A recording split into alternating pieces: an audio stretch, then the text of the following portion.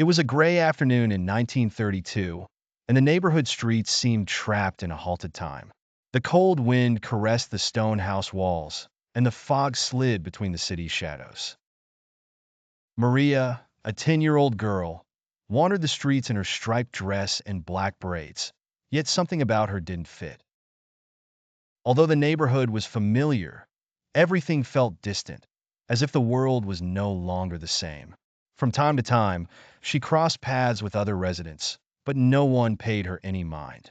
The people, oblivious to her presence, continued their paths as if she were a mere shadow among them.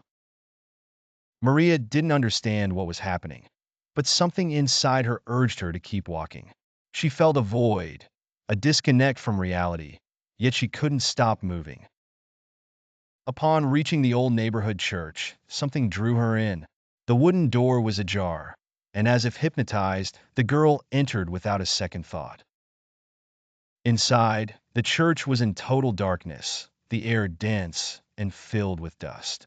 The wooden pews, draped in cobwebs, were empty, and the light streaming through the broken stained glass illuminated the altar, where a figure stood, waiting. The figure was a woman, with a pale face and dark eyes, watching her with infinite sadness. Her presence filled the space, and a chill ran through Maria at the sight. The woman spoke with a soft voice, yet it seemed to resonate deep within her soul. "Maria," she said, as if she had known her name forever. Maria took a step back, filled with an inexplicable fear. Who was this woman? What did she want from her? The figure moved towards her with slow but steady movements and spoke even more softly. "I am the one who waits for you," she said, as if her words had the power to stop time. At that moment, a flash of clarity pierced the girl's mind.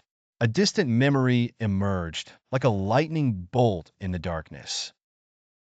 The ball rolling down the street, her mother's scream, the terrifying sound of a car screeching at high speed. The girl had died. She was no longer among the living.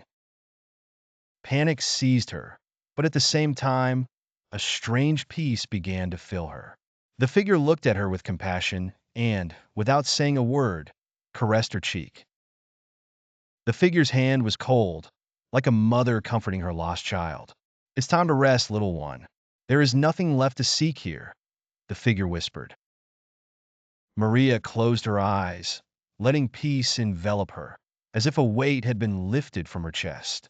The church faded slowly, and with it, the world she had known.